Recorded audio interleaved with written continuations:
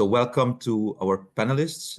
I will ask them in a second to introduce themselves in 1 minute, so we all get to know you before we start the questions in our chat. But the way of introduction, we are going to talk today about how youth can help improve collaboration in a world that is increasingly fractured and probably more complex, and changing at the speed that we possibly never seen before in terms of technological innovation, complexity, and everything that is linked to that. And I'm really interested to hear your perspectives. You represent youth from all over the world, and you will tell us from where you are calling us. I'm personally calling in from Manila, from the Philippines, where it is now 9 p.m. So you will see that we've probably covered the world among ourselves. I would like to then ask you each to introduce yourself. So I will ask for your names and then we go around. I have first Koshal on my screen. Please, in 1 minute. Hello, my name is Kushal Metra. I live in Long Island, New York. I'm an 11th grader. I actually have my midterm in about 3 to 4 hours, and thanks for listening to me. Wow, that's quite a commitment to be here. So I hope you can use some of the things we discuss here in your midterm. What is it about? What subject your midterm? Mine is AP US History. Oh, U.S. history. So Yeah, let's talk about that too. That helps you with maybe with what you're going to write in the midterm. of course. Thank you, Yes, Koshal, thank you. for logging Thank you. in. Next, Yog, please. Hi, good morning, good evening, good afternoon, wherever you guys are. It's evening here. It's a bit frosty.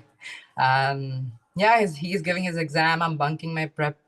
I'm bunking my studies in here. And I think I need to do that because this is more important. And well, I studied IB Year 1 and I'm from India. Very nice to have you. You know, my son will also participate in 2 days in another youth panel, and he has to actually he will be missing 2 or 3 subjects that day because it's in the middle of the day in France. He's studying in France. So I understand that it's really a commitment to be here, and thank you very much, also you. And last but not least, Pratham. Hi, it's good evening for me. Good morning, good afternoon to everyone else who's listening. I'm from India as well. I'm in a boarding school in Ooty, Good Shepherd International.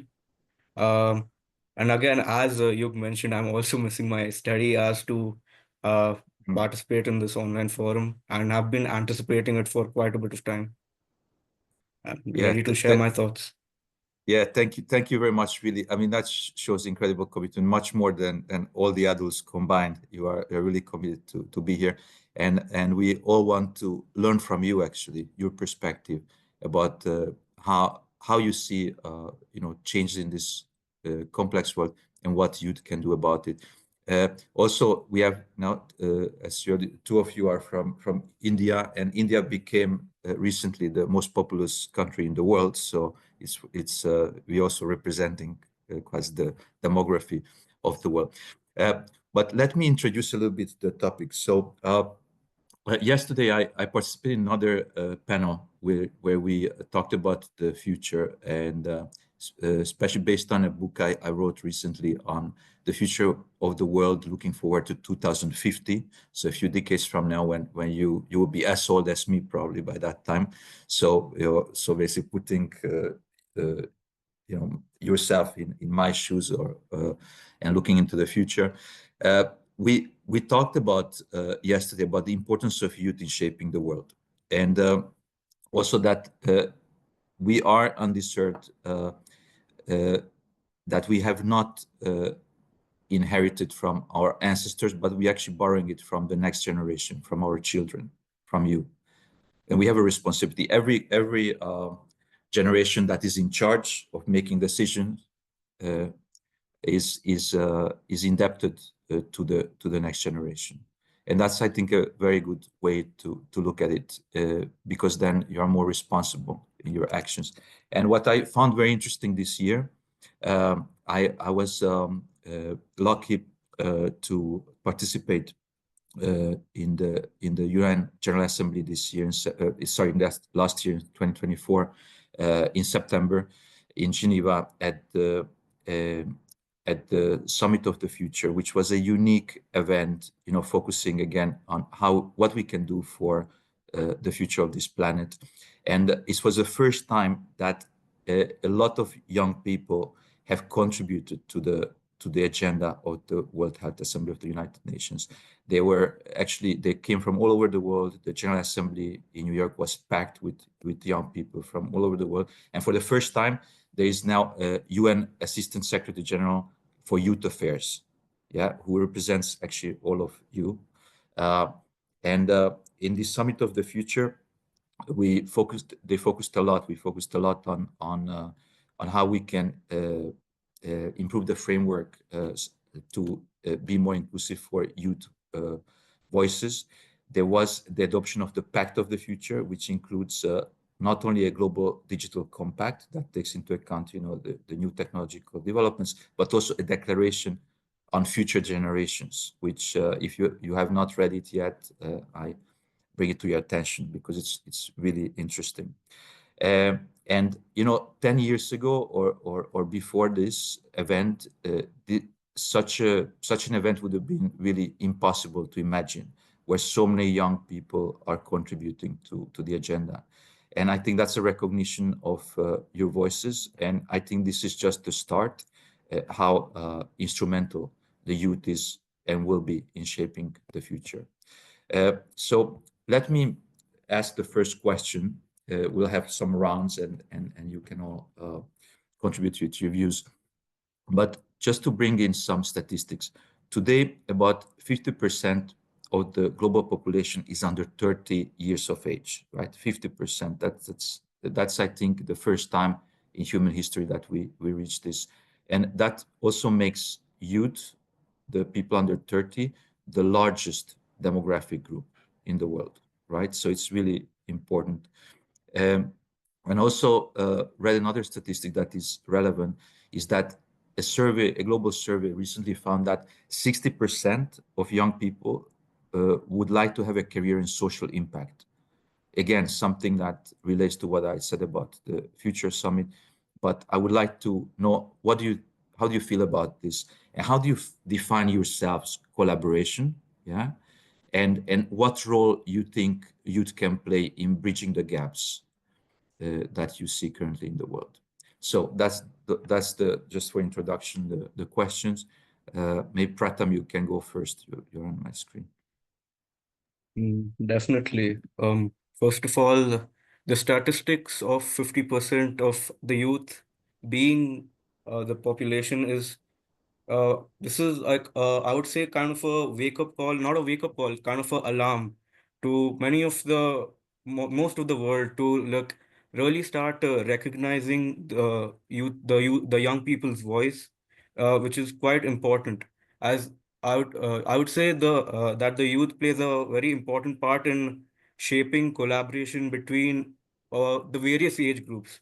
So now let's say some youth initiatives like there are certain startups, youth-led startups, which are eventually funded by another demographic, since the youth doesn't really have the funding required to start up their own, realistically start up their own initiatives or movements. So the youth is important in those aspects as the one part of that population where they can really connect with the other parts, make sure that the collaboration between each of the different demographics is really utilized through different youth-led startups. For example, I would say the youth tech in Singapore. That is a event which takes place almost every year, where there are more than hundreds of youth startups, and then they're eventually picked up by different investors, funders, and through this, they first of all they create networks. The youth is able to build connections between people who actually can make those decisions and have an impact in changing the world for that matter. So so that aspect is very important, as the youth is really the bridging factor here. Secondly, as you mentioned, youth is the future. Now, any decision that is being made in the UNGA is eventually going to have a direct consequence to us in the next 10 or 15 years. And that's why I feel like the youth's representation in these type of global collaborations is very important, as it not only gives the now let's say there's a young person who's participating in one of these assemblies. It not only gives that person a sense of responsibility, but it also empowers this person. So it kind of motivates this person to come up with better solutions, more innovative solutions, to come up with more comprehensive plans where everyone who's affected is positively affected. And that's an aspect the youth really has to look into right now. Thank you. Thank you very much, Pratham, for those initial thoughts. That's very much welcome. And I will now go to Koshal. So how do you think, based on the same question, how do you think the young people can overcome these cultural and geographical barriers that we see around the world uh, between people from different backgrounds to foster the collaboration we need to succeed for a better future? I Koshal. feel I feel like, especially in this day and age, number one, it's astonishing that nearly 50% of the world is under the age of 30. And that kind of has the idea that most people are filled with energy and has new ideas. And about bringing the world together, we have new and upcoming social media, which ultimately brings a lot of people together, and it really connects people globally. It's now easier than ever that to connect people, like how in the past you would have to send letters and things wouldn't get on time, which is something that I'm actually learning in US history right now. Unlike that, today we're talking about social media where you can send out messages in seconds, where people are globally connected. And I feel like that really does bring people together and overcomes the obstacles that are differentiating their races.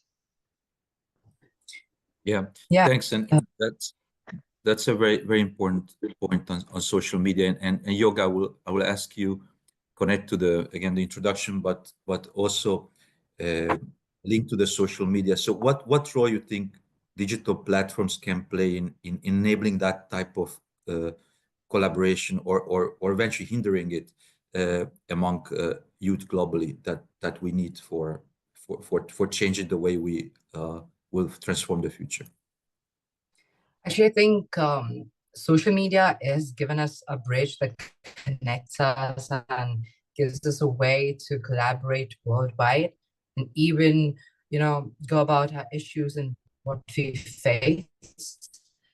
However, I feel that there has been negative impacts in terms of it lacking empathy, because in this modern generation, empathy has been, ever been like it's been so crucial to every discussion and every change or regulation that is being made, and particularly in this modern empathy in yesterday's session and end up. Oh, I think we lost Yog. Yog, you're back. Can you hear us? Yeah, we lost you for a Sorry, I second. got disconnected. Right Please now go I'm on ahead. Go the ahead. outskirts of Bangalore, so the net is. Yeah, it's not too good. I don't know if you can do something about it to fix it. Uh, let me let's give him some time to fix it. And in the meantime, I see that we have a new participant, Gui. Let me recognize you. Welcome to the panel.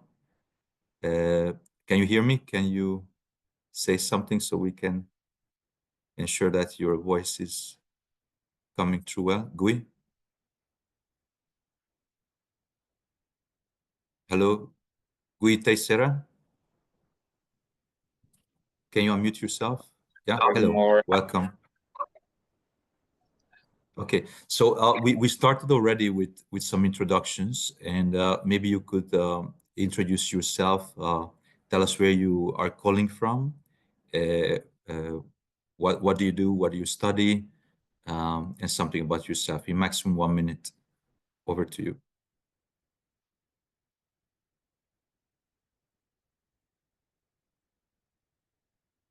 Please go ahead. Oh, we lost him. Okay.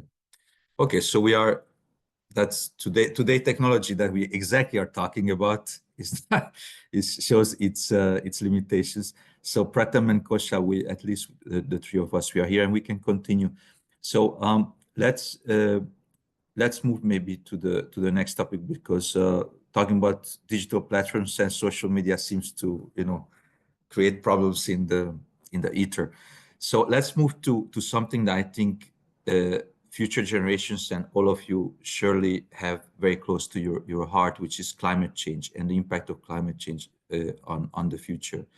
Uh, we know again from studies that by 2050, climate change could potentially force about 200 million people to migrate, and it will create a new group called climate migrants, which the UN is actually struggling with right now, how to create this new category of migrants and how to help them in general in the different ways they need. As I mentioned before, there's a Native American proverb that I like very much, which says that we do not inherit the earth from our ancestors, but we borrow it from our children, yeah, from you. And you probably all know about Greta Thunberg, who also started her work when she was probably your age or even younger. And her future movement, or Fridays for the Future movement, has inspired so many millions of youth globally to advocate for climate action. And for example, I just read recently that in the Netherlands, for example, there was a youth group uh, that that influenced the government of Netherlands to implement policies to reduce emissions much quicker and much more impactful than they would have done without it.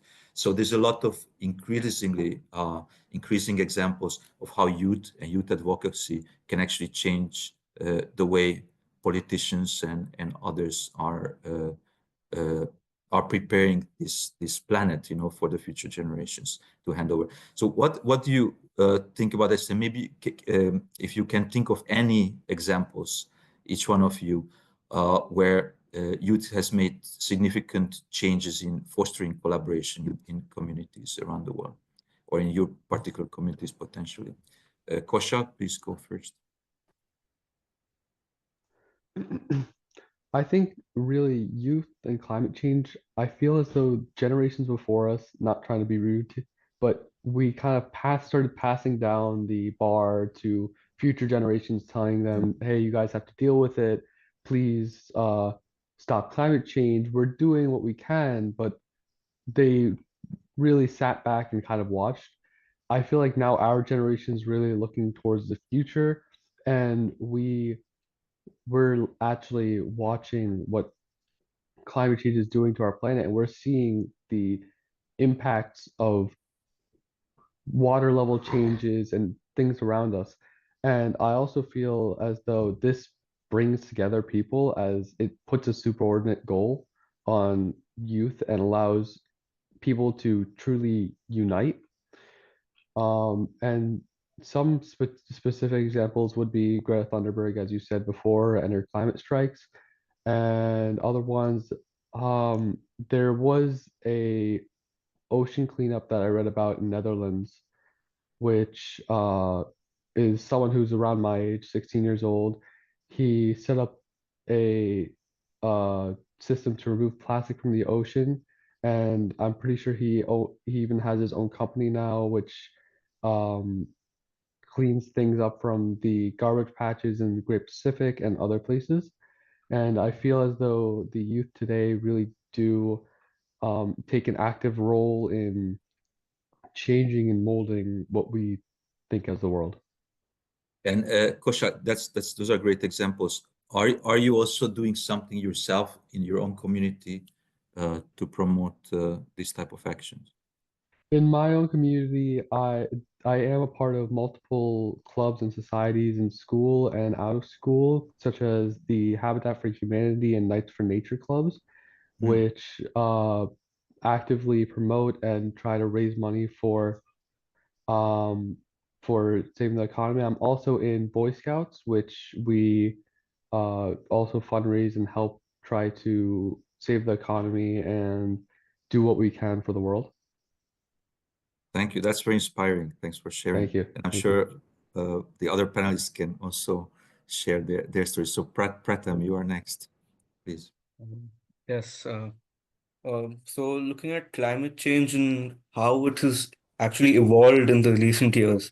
So now I would say a decade or two back, no one like everyone knew what was climate change. Everyone knew what impact it could have on the world. But as Kaushal again said, no one really tried to have a proper strategy, proper plan. There were definitely UN who was working on it, but it was the effects of climate change have only been personally I've been seeing the effects of climate change only in the last 5 years or so. Looking at India, for example, 12 of the 15 most polluted countries cities in the world are from India. And I live in one of the top five cities, which is the most polluted. And me as a person who's been living there for my whole life, basically, I can see a difference.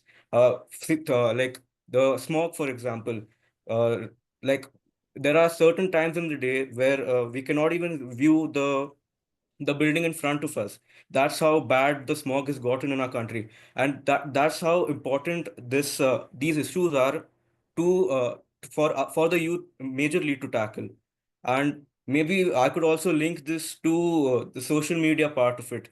For example, Greta Thunberg, she started off as taking a strike from school for firstly, but only due to the wide reach of social media was this truly like a global phenomenon where there were millions of students from around the world where a small where an activist like Greta Thunberg could truly inspire the youth to get them together to actually to advocate for themselves, to make sure that what is important for them is heard by everyone. Um, Secondly, then about some of the recent initiatives or movements in India. There's a local movement called Goods for Threads. So this is basically a 17-year-old boy, just like similar age to me, who has Mm. created this sort of in not an industry, sort of a business kind of, where there's a village in his local town where there are a lot of students and children who are unable to go to school because they do not have the uh, necessary necessary items like let's say bags, let's say uniforms, let's say basic books. And this is where he comes in, and he has made sure through eco-friendly manner he creates bags for the children. So the children who previously couldn't go to school in the monsoon, because for school for them was a long way away, so it actually took them 1 hour to reach their school. So they couldn't go because their books would get wet. So he just a small initiative like that, just making uh, a school bag from eco-friendly products is in my opinion an amazing a small start, an amazing way to truly showcase what the youth can do. Where now now the bags which are being sold are more than 50 per month. So that Wow. would mean that there are 50 more students who are going to school every year. Yeah, this is a beautiful example. Thanks for sharing. And global problems always should start with local solutions. And I agree with you. Every person who is helped counts, right? Every single one.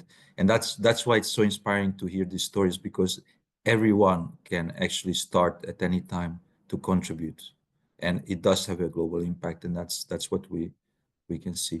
And by the way, just I remember when you said that about the smog in India.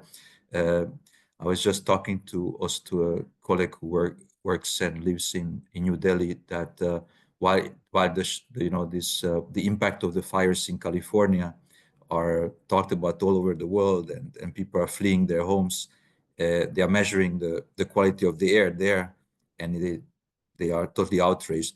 But actually, New Delhi, it's like, I don't know, 100 times or something like that worse than in the burning California, and that you have be exposed to every day of the year. So yeah, I think it's something that should be addressed, impactfully and as quickly as possible to improve the quality of life there. But thank you very much for that. And Yogi is back, so I hope now that we are not talking anymore about digital platforms.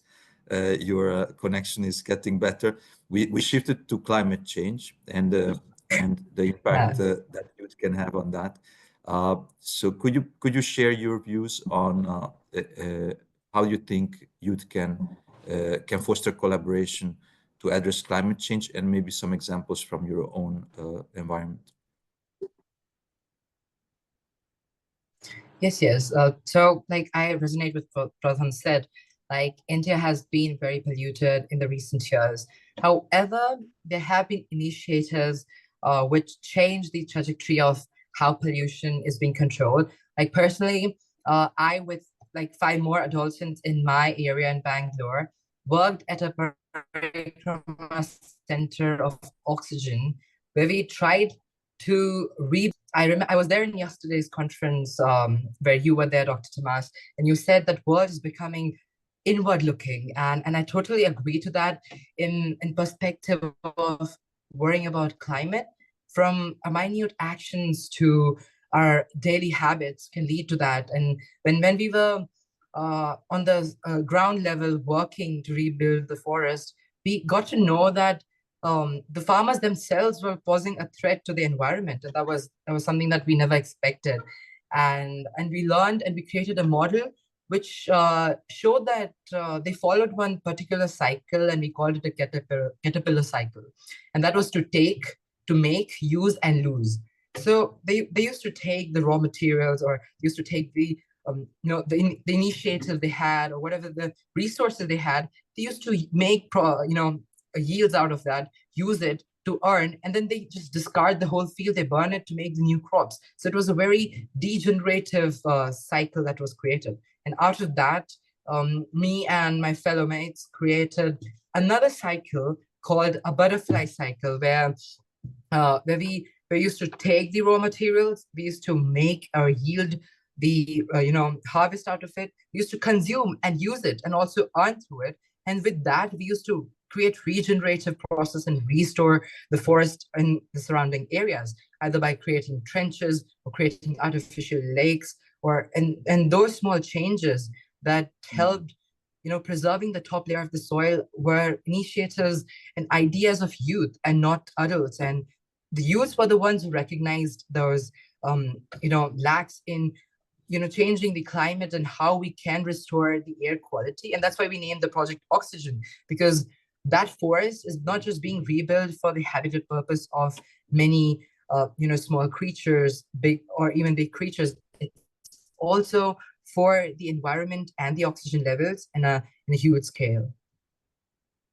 Thank you very much, Yog. And maybe let's stay on, because now I want to give you the next question as well, as you were missing the previous one. So let's move now to education and the role of schools. You all mentioned that you're actually taking time away from school, and obviously you're at the school age. So that's a great thing in hearing that we managed to have mandatory school age, and we giving access to education to our children, even if this is not all across the world, right? There are still marginalized population who actually lack that basic human right, and that's our role actually in the UN, to empower those marginalized groups to have access, because the right of access is a basic human right. but what do you think, how the schools and your educational systems can equip the next generation, like your generation, your peers, to have the skills that are necessary moving forward in the future, which is again a changing uh, context compared to my youth, for example, or my parents' youth, uh, to have to effectively collaborate at a global scale and solve these global problems. So yeah, that's the question. I know it's a big question, Yeah, but what is your perspective, please? that's all right. So I recall yesterday Dr. Karina was saying that we need to rethink education, and especially in this ever dynamic and ever changing world where we need to change how we adapt to teaching our kids and learning itself. And then I like to bring in one story. Like I remember I was 13 year old when me and my mom were like walking out of the grocery store, and I just sat in the car and I just saw a prostitute being shoved aside and being denied entry to the grocery store just because she was, a prostitute. And when my mother went to help her out, she got to know that she was just 16, what I am today. And my mother asked her that would she like to do a job or something, and then we got her to come to our house and help my mom with stuff so she can stay independent. And then from there on, my father took care of her education. So that's when I realized and questioned that I have to do something for this youth and change how we teach people, because we do not accept students in schools who come from a different background, or different caste or different professions, or have different a backward of family or something. And we categorize people in so-called different categories where we divide each other, and that adds to this fracturing world.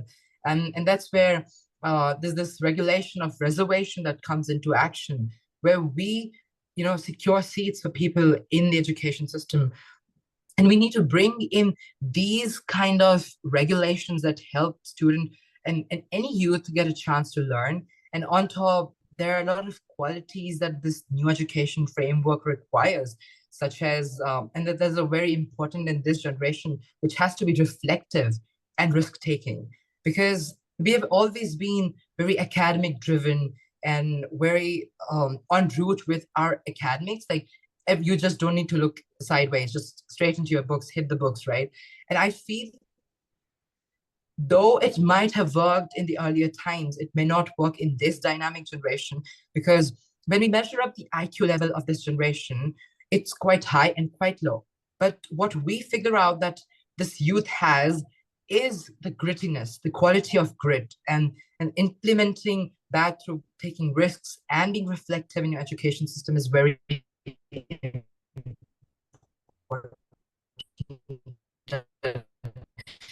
and can change how students get to You're participate break and be a change maker. It starts you're from the breaking school up a little itself. bit. Yeah, at the very end you started breaking up, but I got your points, and they are very, very good points. And this need that you mentioned to adapt the way we educate our next generation is very important. We cannot keep on using the same methods like, I know, 200-300 years ago. Our current education system is based mainly on the Prussian system of the 19th century, and even before that. These frontal seminars, etc. And now with the new technologies being available, I think we have a need to rethink of how to engage you differently to be more impactful. So let me go to the next panelist, Yog, and ask Pratham how he views what we can do to adapt the education system to be more relevant. Well, the basis of our current education still lies long past. I would say our education system or our different curriculums have definitely evolved throughout the years, where there has definitely been a change in teaching methods, teaching learning methods for example.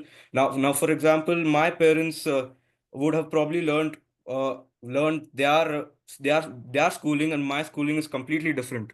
There have been definitely some right steps taken by the different curriculum, the different boards, and I would like to really recognize some of these steps, like for example, engaging in community projects. Like I study in the IBDP curriculum, and we have a CAS projects where we have to plan out projects and execute projects which would really make a difference in our community and our surroundings. And I think ideas like these should really be pushed forward at a higher rate than what it is being done right now. I think the CAS project is a great opportunity for the youth to not only learn about the varying issues in their very own community, but also the world. And it also serves as a kind of a stepping stone for the youth to really go into the ranks where they get into the positions where they can actually have larger scale projects where they can contribute to a larger scale. Um, Secondly, I feel some more push of education should be of more inquiry based learning.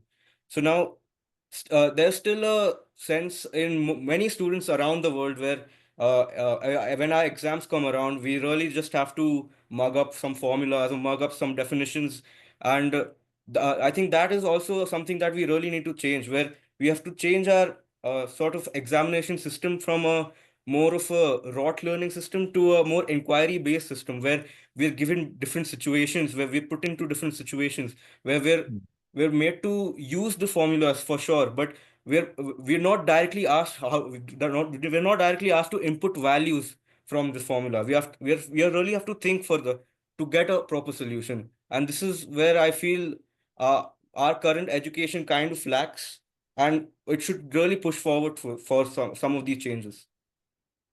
Thank you very much, Pratham. Very, very thoughtful reflections. Yog, you have your hands up. I'll give you for a short intervention the floor before you go to Krosha, please. Yes. When Pratham brought in the IBDP topic, I recalled something that IBDP really presses upon is bringing empathy in how you educate your students. Because empathy in this generation can be defined as understanding how someone feels or being kind. But what I actually interpret empathy as and how IB teaches is a psychological overlap and understanding that we sapiens have a common, a goal or a common understanding point where we all resonate from. And I think to build a collaborative and a cooperative world, we need to teach empathy in schools starting from younger ages because, we've always been rote learning what terminologies, but why not teach empathy and the actual meaning of pushing your argument forward? And when you inculcate that quality of empathy, I think Pratham would agree that you develop the quality of being inquiring what other feels, inquiring what others are facing, adversities into your regulations, your decision making, and that's how important it is. Yeah, thank you very much for that, Yo. We got also a question here I see in the Q&A, and I will ask Koshal to maybe try to address it also in his reply. So I read it out. How do we plan so that we are doing more projects than writing exams every quarter? How do we involve parents and community more? National curriculum are still following rote learning. Koshal, over to you. Well, first, I would like to say that both Yag and Pratham, great points. I'm going to be honest. In my classes, I've heard two things.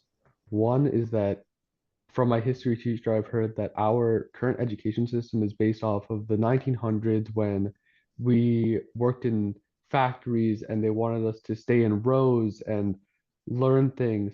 And the second thing I learned is that school is all memorization and college is where you really learn the skills. And I feel as though that's not really what school should be. I feel as though like there's some schools which kind of goes to the question of how do we plan so that we are doing more projects and writing exams every quarter. There's some schools like a school called Agora, which they put each person into a specialized program where they are able to do things that they like and they're able to explore careers and actually and they give their students the best possible skills and experience for their careers. And doing this, they don't give any tests.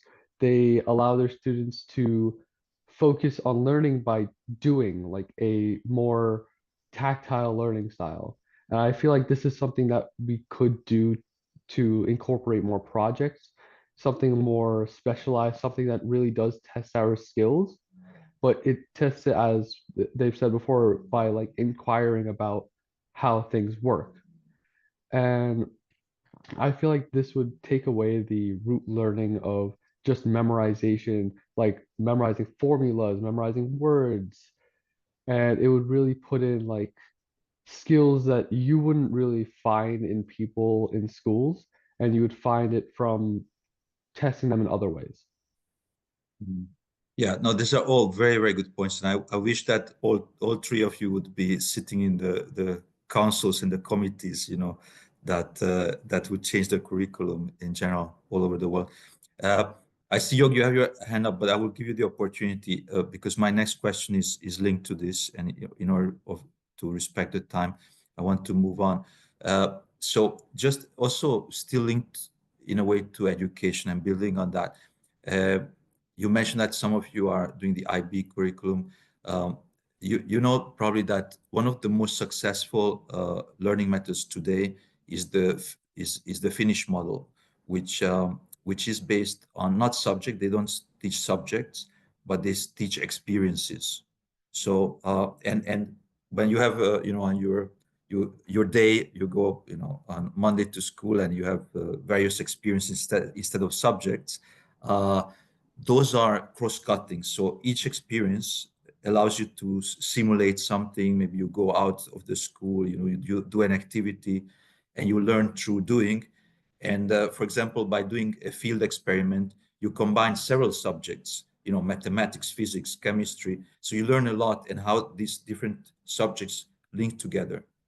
And also it has been there have been a lot of studies that the best way of learning, the retention rate, when you simulate something and you are becoming the test subject yourself and you experience it yourself, and that's how you learn. That has the highest retention rate, about 80%. When you learn from some else's case study, that's the second highest, that's around 60%. But when you only just listen to a professor talking about the theory and you just are there to listen and to try to memorize, the retention rate is around 10-15% only. So you see the difference. And that's why moving towards what you all said, a more experiential empathetic learning is crucial. Uh, but let me bring us a little bit further and connect to the latest developments in the world. So AI, obviously the AI revolution, we all know is transforming the world. There are other similar technological advances coming, like quantum computing, fusion energy, etc.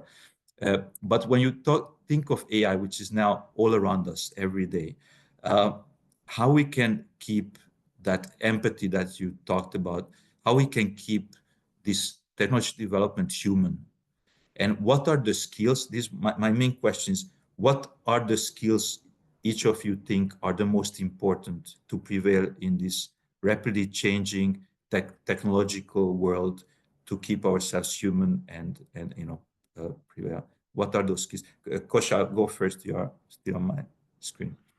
When we're talking about AI and the emergence of like artificial intelligence, I feel as though skills that people should have are like still having empathy, still having personal thought. As much as AI can react to what you're saying, it doesn't really have a feel to it. It doesn't really have a personality to it. And I feel as though people really have like a different like talk to them. Do you understand what I mean? They have They can talk differently. They're each individualized, if really, yeah. They're each individualized, and I feel as though as much as AI emerges and as much as they do things that we do, I feel like that's the most important skill that we can have. Right. To remain to retain our humanity, which differentiate us from robots, right? Yeah. That's what okay. Yog, please come in. Yeah, and I agree with what he said. And on basis of that, I'd like to recall Dr. Karina's word where she said that this term cyborg, and I went and researched on that and I had a lot of, inquisitive about what it actually meant. And that's where I came up with another new form of AI, which would have been human and synthetic symbiosis AI, which does not lose onto the human creativity, and still AI can be provided into. But however, those can also be played with and you know altered with to change to our needs, and still we can lose the quality of being human. And that's where I think the basic and the most prominent quality that everyone needs to have, and it will go back to, it'll be a very cliche thing, but I still say it's being kind. That the quality and inculcating the kindness within you would actually bridge the gap between being human and being a synthetic robot or a cyborg. Because when you have this quality of what understanding what other person is feeling, and you have a quality of bringing your own perspective to regulations and change making, but AI would not have that. AI would just bring in its raw emotions, and that's where we need to retain this quality to be human and different from AI. But beautiful thoughts. Thank you. And Pratham? Um, I completely agree with Kaushal and Yog on the aspect which would ideally primarily distinguish us from an AI, which would be our sense of being a human, which comes from our various emotions of being kind, of being empathetic. And now that's where I feel the youth really needs to learn about how to utilize empathy to the fullest, and how they can utilize empathy to make sure that they are collaborating together and making sure that somehow AI is not creating a distance between the youth.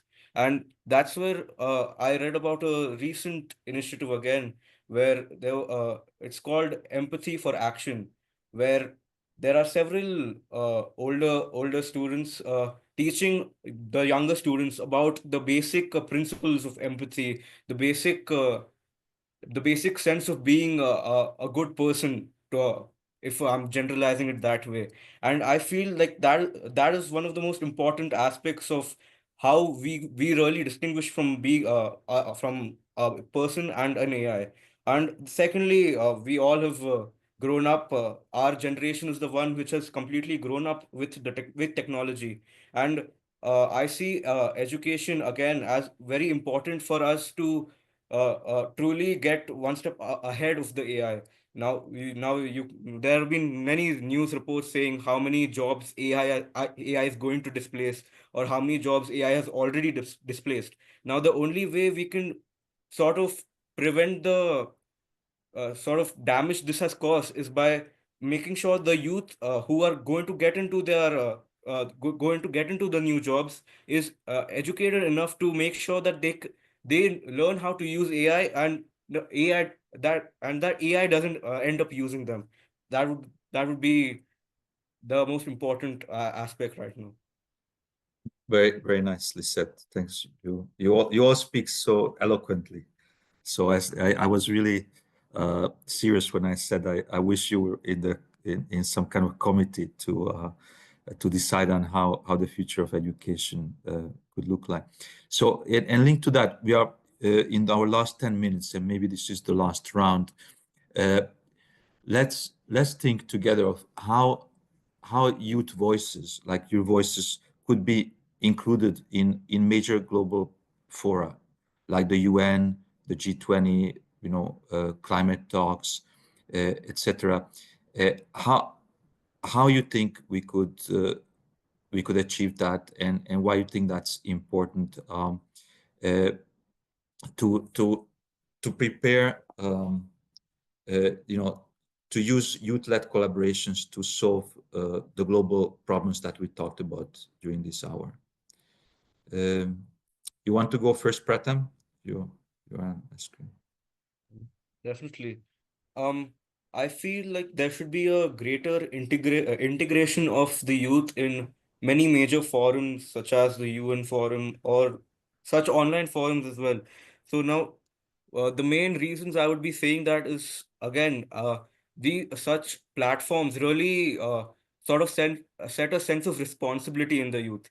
Now, the youth being directly involved in such decisions gives them a sense of urgency, gives them a sense of need to develop different sort of not develop solutions which they know would end up benefiting their generation when they would be the primary decision makers. Um, that would be a first, and then definitely, I would say one misconception with such youth forums would be, uh, I see this as a personal remark, would be there's sort of such a differentiation between youth being part of the main change makers forums and youth being part of such I would say uh, smaller forums. Like now we let's say we have the UN Youth Summit.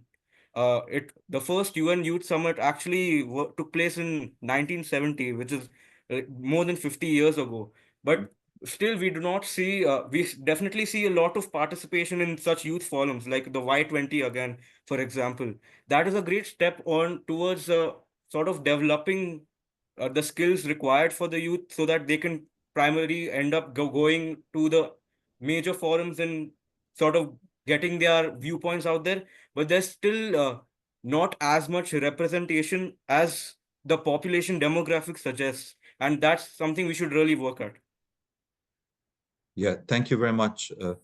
That's very thoughtful. And by the way, I just see that we got some dialogue going also with our listeners, with our viewers. And thanks Rita Singh and Sai Kulkarni for your comments. They you know, Rita was talking about the experiential learning and how we could use it indeed to improve, and she has some suggestions. And also Sai talks about the human nature of showing empathy, that you also mentioned how important that is in kindness when we uh, deal with AI. So excellent points, and it seems like you are inspiring others, and I think that that's very important. So over maybe to Koshal on how we can really what steps can we take or you'd take today to be more involved in these collaborative global efforts and influence them. Sorry. I think that for collaborating, I feel like there's a lot of places, especially like exactly like where we are right now. We're at the moment collaborating in a youth forum talking about what we think and trying to make an impact in the world at the moment. And I feel like there's other places like the United Nations of youth delegates or G20 and economic forums where youth are open and free to talk about what they feel is important about the society. And there's also, like what we said before, social media platforms. A lot of people, a lot of youth are doing movements on TikTok, Instagram, Twitter, and YouTube to influence the public opinion. And there's online petitions, campaigns, there's a lot of things where youth can get involved in the community. And I feel like it's just the option of like, do we want to be active in our community and how do we get it well known that the youth want to and can make a change in our community? Thanks, Kosha. Indeed, and I see that all three of you are ready to do it, ready to get engaged, and that's really inspiring. And I just read Yog in your answer. If you could also touch on the observation from Sai, who says something very deep. is that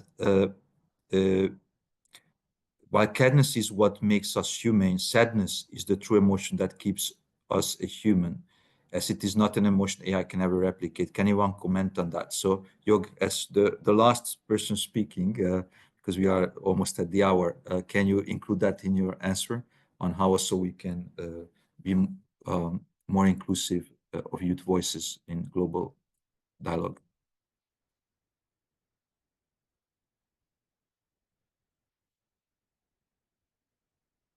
Yog,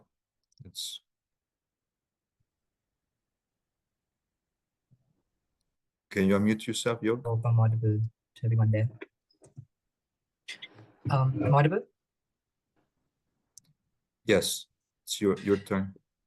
Yes, Doctor. So I'd like to bring something that I read recently. I think in Norway Fjords, you, Dr. Tomas, had a cardiac arrest and you survived because, in that cold zone and you were there and with people working together, you survived. You guys survived. And I can resonate with that helplessness you felt in that situation. And then there are many youth around the world who is facing this helplessness and